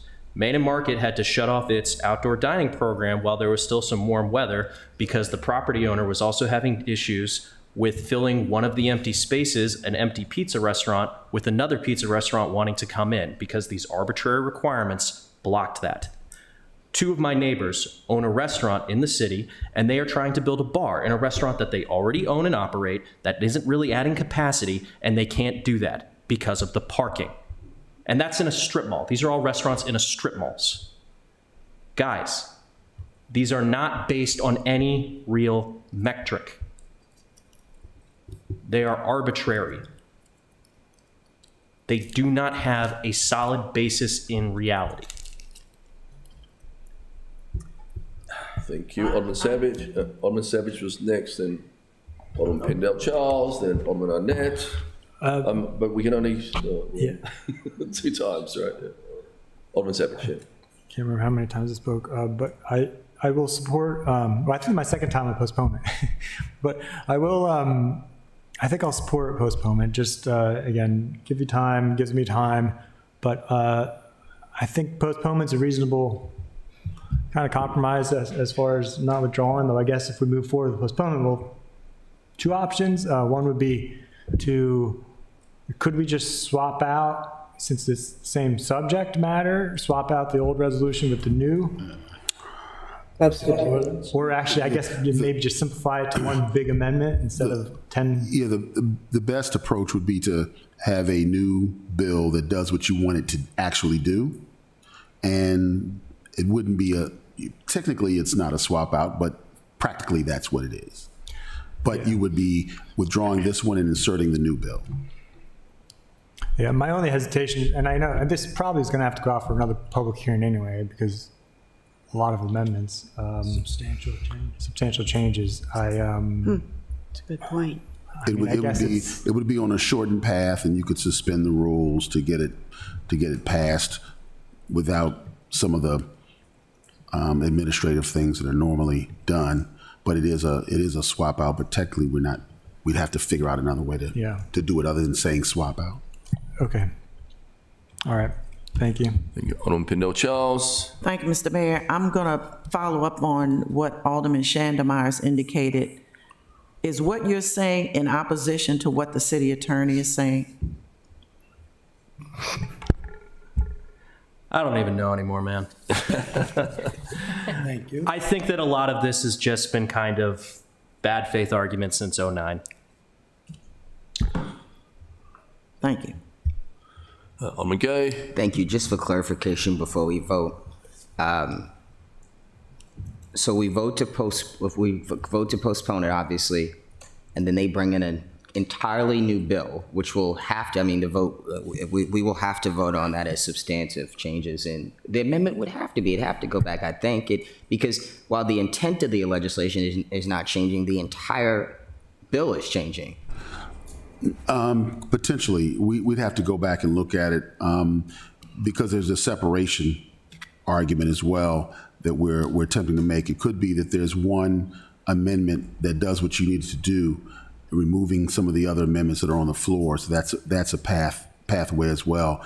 We just have to have the council clear on the path that we've laid out. Yeah. Yes. And just another clarification question, maybe from the sponsors. I have not talked to any business owners involved with this or whatever. And so my question is that if we postpone this and for the next 2 weeks, or if they bring in 4 weeks and then they bring in another piece of legislation, would this undermine? The business is currently operating in a trial still, and so they would still be able to utilize the outdoor dining, et cetera. And so just so that we're clear, by postponing this tonight, a business will not be bankrupt. They will still be able to participate in trial. Okay. They've been doing that all along. And that's, yeah. Sorry. Yeah, I thought maybe this would supersede it, if we withdrew it, and that would supersede that. Yeah, again, the thing is, if that was the case, I would be saying, okay, well then fine, let's vote on it and pass it tonight, amendments and all, and allow the alderman just to introduce his own bill at some point, that if he felt that, because I wouldn't want a business to be, run out of business. But if they are operating under a trial, they are essentially operating under what we would have passed, so it's not harming them. Well, essentially, before the pandemic, the businesses were the businesses, and they were operating. Yeah. When the emergency came, they had to go outside because of the distance between people and tables. So you got to be careful about saying that anything you're doing is putting them out of business, because they were in business before the pandemic, right? The pandemic said they could have distance, but technically they were still feeding the same people in the expanded area. Yeah, I get what you're saying. The other thing that we were concerned about with is enforcement, and I think staff needs to have some say in how this works out. One of the things that happens is you can make all the legislation you want, but somebody on the ground has to say that's illegal, that's legal. And if something is illegal, they file a citation. And then how do you enforce it? And the enforcement has to be even, fair, and transparent to people who are trying to follow it. Otherwise, you get into the situations we're in with other parts of the code where the city is being sued because the code doesn't make sense. And the code inevitably isn't enforced, no matter what you put in the code. So all of it has to work together in our view, and that's kind of what we're trying to get to. And so staff would be, as far as enforcement, would need to be in the room to talk to you about it. Okay, so we get a motion to postpone. We'll do a roll call as well. Mayor Buckley? Yes. Alderman Arnett? Yes. Alderman Tierney? Yes. Alderman O'Neill? Yes. Alderman Kendall Charles. Yes. Alderman Gleason. Yes. Alderman Shannon Meyer. Yep. Alderman Gay. Yes. Alderman Savage. Aye. Postponed until November 16th. Thank you. Mr. City Attorney, please present the next on the agenda. Yes, sir. The next item on the agenda is O1023, allowing cigar lounges to serve alcoholic beverages. Is there a motion to adopt? Thank you. Could I get a second? Second. All those in favour, say aye. Aye. Aye. Is there a motion to adopt O-10-23 on third reader? So moved. Second. Thank you. Madam City Clerk, please call the roll. Yes, sir. Mayor Buckley. Aye. Alderman Arnett. No. Alderman Tierney. Aye. Alderwoman O'Neill. Aye. Alderman Kendall Charles. Aye. Alderman Gleason. Aye. Alderman Shannon Meyer. Aye. Alderman Gay. Aye. Alderman Savage. Aye. Thank you. Congratulations. Mr. City Attorney, please present the next item on the agenda. Yes, sir. The next item on the agenda is O2123, landlord-tenant relations, relocation expenses. Okay, is there a motion to adopt O-21-23 on second reader? So moved. I was intending to, but my question to the city attorney is that if again, I've looked at the legal opinion. We need a second. Oh, Hasn't been seconded yet. So. second. Okay. Thank you. My question is, and I've read the Office of Law legal opinion, the under preemption and landlord-tenant matters that they've sent to Alderman Savage, and I've also read the Maryland Judicial Conference review note. If we pass the legislation tonight, I felt that it was thoroughly vetted. It was sent through the law office. It's been in our committee for the past 6 months. What would the ramifications be? Well, the ramifications are in the letter from the judiciary. Yeah, but they're practical. Even in their letter, there was no in-depth explanation as to how in turn the citizens of Annapolis would be impacted differently, either negatively or positively.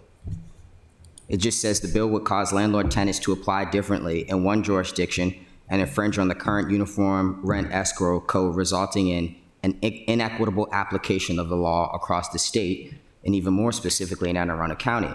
The conversation that we had in the Housing Human Welfare Committee is the current uniform rent escrow code already inequitable to tenants if there are these continued issues? And so what we view, and this is just me speaking as the chair of the commission, we view the state code, they have a problem there, and how landlords are required to either relocate, pay tenants for repairs to property, transit costs, etc. And so this, in our opinion, was a fix to a broken state system or a broken state code.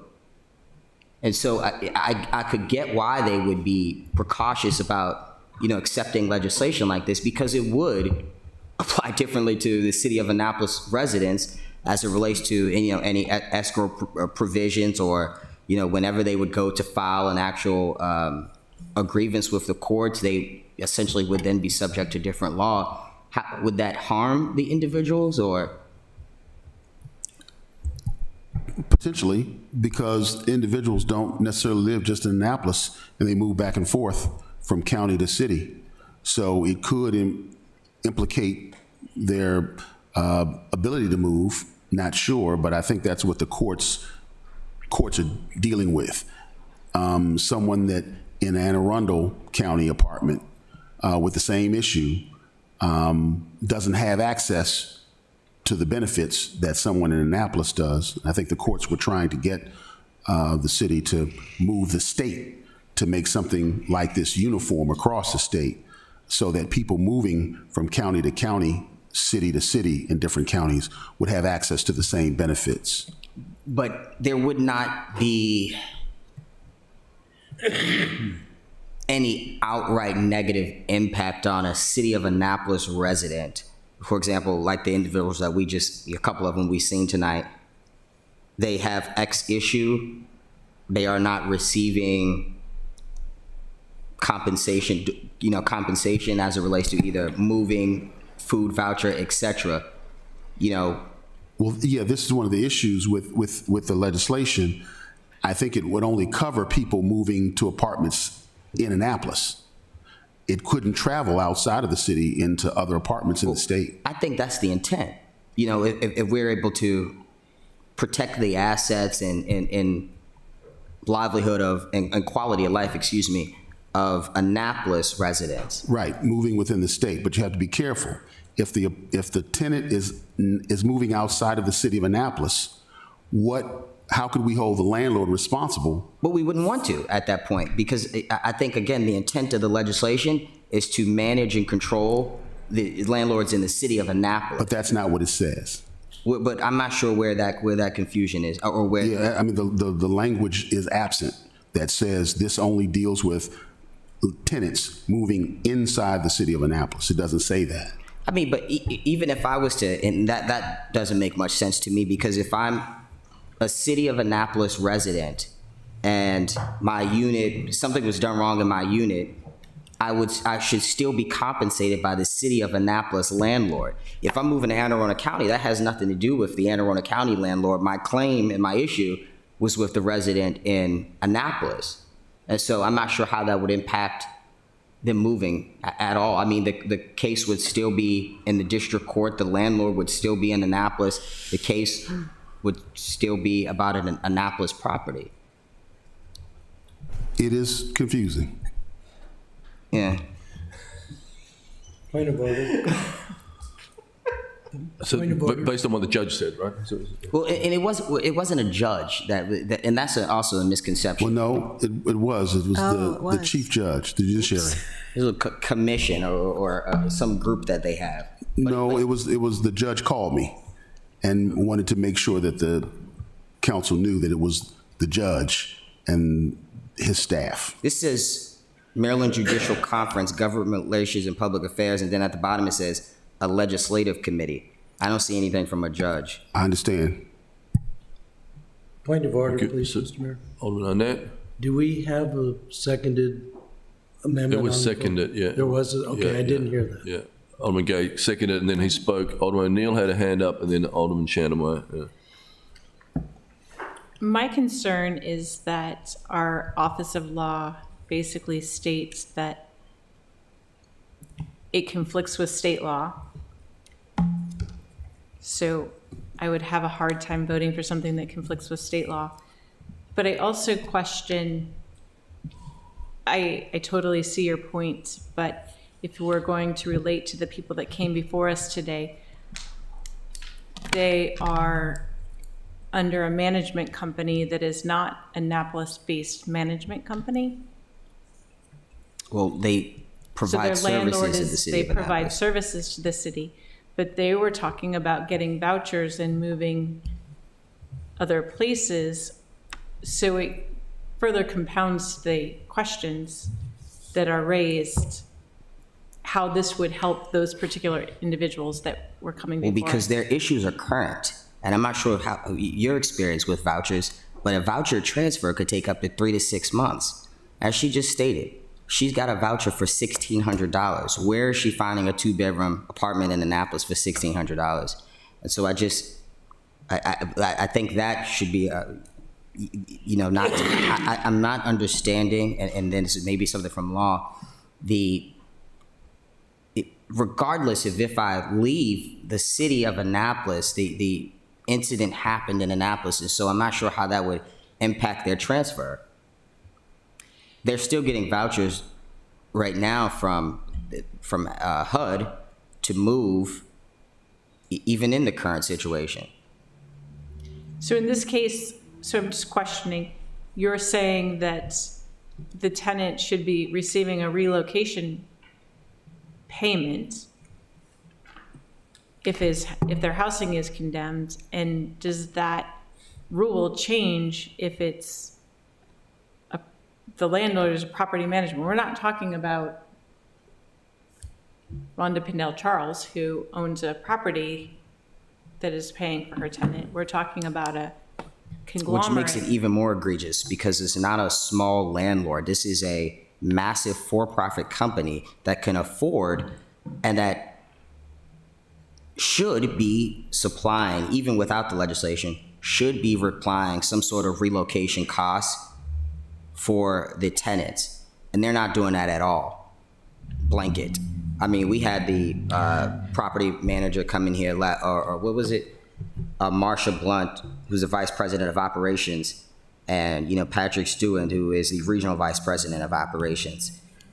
I was not satisfied. I don't think my colleagues were. In particular, what they told us is that, and I have this written down here, so you can't. I'm not making this up. When the units were or red flagged or condemned, they were offered a $150 voucher. $150 voucher. Oh, I got 100. Oh, 100, I'm sorry. So it's somewhere between $100 and $150 voucher. That was on August the 17th. It's about to be November. And so, and we've even just heard, they don't have food. They don't have clothes, transportation expenses. I don't know. But what I'm asking is, does this legislation I think it adequately addresses. blanket assist all of those? I mean, Penrose is operating under federal guidelines and federal. But there is state language that dictate. It's not Fed stuff. It's state language too, and that's where we're getting into this conflict because the state has, I'm assuming, some language as it relates to relocation, and we are undermining that with this legislation. That's what I'm being told by law.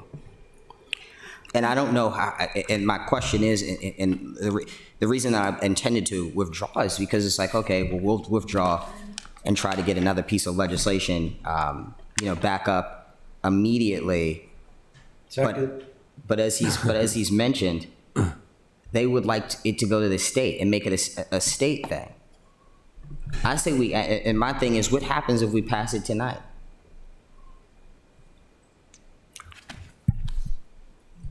Is that a question for Office of Law? I would like the Office of Law to answer that. Obviously, understanding that I don't know. The court has to enforce it. So the court indicates in the Chief Justice Fader's letterhead that it would be an unreasonable, impact on the court trying to do this when the state law already provides for rent escrow as a remedy to tenants. And rent escrow in Anne Arundel County, across the street from Annapolis, one landlord or one tenant has the ability to hold rent and put it into court's escrow system. Here, there's another system created. And so the question is, can the court do it? And how timely can they do it? And if they don't do it, what's your recourse as a city council? Well, I'd like the court to try it. And I'd like the court to see because even if I'm putting my rent in escrow, how's that helping me? Until I'm able to get through the entire court process and court system, dates, and fighting a landlord, which, by the way, thanks to Delegate Shipman, and I'm aware of this, 98% of landlord-tenant cases, the tenant doesn't have an attorney. And so you're talking about going through escrow, trying to fight the district courts, put all your money into this stuff, and then hope and wait eventually that the district court will get that back to you, which in most cases they do. It's long-term though. These families need assistance now. Escrow can't help that. And I think that's what my biggest concern is. And I mean, I don't know, there can't be like any punitive damages if we were to pass this.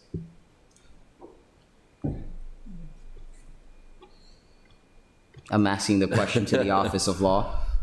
Well, the court issued a letter to you, and I don't want to interpret their letter other than what's plainly written there. They're complaining or saying that there's an implication that there's an uneven application of the state law for the city of Annapolis, and I I don't know. I just take them at what's in the letter as it would be uneven. A person in Anne Arundel across the street from an Annapolis resident would have a different result, a different remedy. And I feel terrible for them, and I think that their county representative should pass legislation to help them. I think that we as good faith politicians in trying to help these people are being unfairly punished and essentially saying the legislation can't pass. And with that, I make a motion to withdraw the legislation, and we'll bring back a rental relocation legislation. Could I get a second on that? Second? Make this second. You've all heard how important it is. I'm shocked that everybody sat up here tonight and was like, oh no, we haven't. When they were talking about this, we've been talking about this forever. This is the second rental relocation bill that we have brought forward. We'll bring a third one, try to get it passed. I'll cooperate with the Office of Law. I'm working with our policy analysis, and we've had great conversations. But it's urgent, and so I would just, if you have any ideas, just even based off of this, send it to me. I'll send it to law so we can get something drafted up quickly. And I would just say I really appreciate your efforts here, Alderman Gay. I know, and we clearly care about all that. So it's still open. Alderman Shannemeyer, then Alderman Tierney. I'm a little annoyed that Office of Law wasn't working with us to this a little bit earlier. Like, it was in our committee for 6 months. There is such a sense of urgency on this. I just went on apartments.com and onto Zillow. There are 8 apartments or rental units on apartments.com that I can move into tomorrow for $1,600 or less. And there are 3 on Zillow that I can move into tomorrow for $1,600 or less. There is a massive housing crisis. This government has voted down a lot of things that could help, and we see the result of that. Thank you, Alderman Tierney. So I'm going to go Alderman Neal, then Alderman Pendle Just real Charles. quick, and I think I'm sort of speaking to the city attorney. I know we've had these discussions before where I try to equate, building codes to city code and that structure. Why can't we qualify this legislation to be specific to the city of Annapolis? And yes, it is more stringent and it will govern. Why can't we do that? You can. Oh, okay. The question, in response to the concerns, the judicial letter came in June. Yeah. And since that time, we took another look at it, and we've even drafted some alternatives. Okay. So those have been discussed with the sponsor. Okay. Okay. And the committee for a month or two. But But that within that framework that says this is specific to Annapolis and it is more stringent and it will govern. The issue that we highlighted was after we got the letter from the judicial officer, the Chief Justice Fader. Okay. So once that came, then we had to take a look at it again to see if there was a way to at least ameliorate the impact that the judiciary saw. The judiciary is the main enforcement tool. Right. They're working on your behalf. Yeah. And so if they tell you that there may be other ways to do it, or there's an uneven enforcement that they'd have to deal with, making it more complicated, we just did the research to determine whether there were any other jurisdictions that did it and what their results were. Would any sort of progress in that discussion be, could we put that in, how do we fix this bill to address that? Well, I mean, I think we have some alternatives and some discussions that we've engaged within the last several weeks. Okay. And we just like the opportunity to kind of look at those more in depth. All right. To see if we could deal with both issues. One, helping the residents, but at the same time, making sure that there's a proper enforcement role for the court that doesn't impact citizens differently depending on their zip code. Right. Obviously, you want the state's backing if it goes to court. So I'm optimistic that we can discuss further. Of course, and just keep in mind, when we use sensitive language like that, when we say that it would impact the residents, the legislation is not currently structured that it would negatively impact the residents. I read the letter, and I know we interpret it in different ways. I read the letter and as the court's basically saying, we have a screwed up system that has been in place forever. We can't mess with that because if we do, the residents in Annapolis will have a greater advantage as it relates to landlord-tenant cases over other residents because our system is screwed up and we just aren't in a position to fix it. It would have to come from the state legislature. That's how I read the letter. O'Neill? Thank you, Mr. Mayor. I just wanted to be clear, it's not that I'm against this. I was wanting to make sure that this legislation would fix that issue, and I'm not convinced because of the issues that we heard earlier tonight do fall under not a private landlord, but I'm going to call it a public landlord, so to speak, just to kind of differentiate between a single landlord and somebody that is working under the auspices of HUD and federal government, as well as the state rules. So it's not that I'm against it. I agree with you. We need to help these residents. And I want to make sure that legislation that we pass is doing that and not complicating it by sending it to a court that doesn't know how to deal with it so that they're wrapped in more court instead of an immediate solution. Thank you. Alderman Pindell-Charles? Never mind. Okay, we'll get a motion to withdraw. Okay, I wanted a clarification. Yep. The motion is to withdraw and it's been seconded.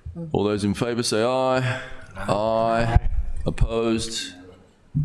Abstain, my landlord. Thank you.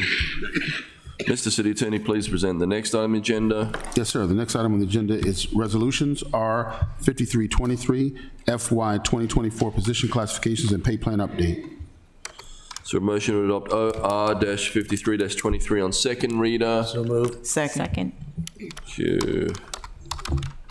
Madam City Clerk, please call the roll. Yes, sir. Mayor Buckley? Yes. Alderman Arnett? Aye. Alderwoman Tierney? Aye. Alderwoman O'Neill? Aye. Alderman Pindell-Charles? Aye. Alderman Finlayson? Alderman Standemeyer? Aye. Alderman Gay?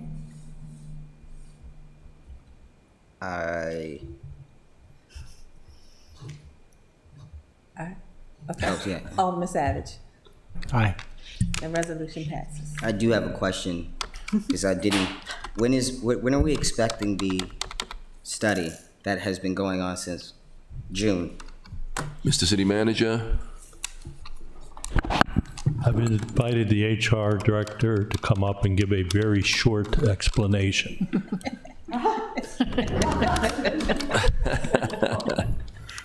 Speed round, Trish. Short. Tricia Hopkins, Human Resources Manager, by the end of the calendar year.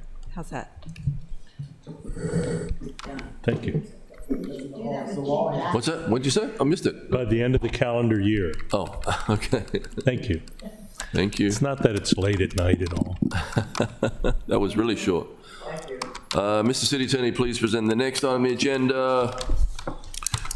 Mr. Mayor, you have to deal with the reschedule. Oh, do we have to vote on that? Yes. Oh, I thought we already voted on that. No, we didn't vote on it. We did. We did? Yeah. When? At the beginning of the approval of the agenda. Approval of the agenda. Yep. Thank you. Okay. Yep. Thank you. The agenda is complete, Mr. Mayor. Anything else for good order?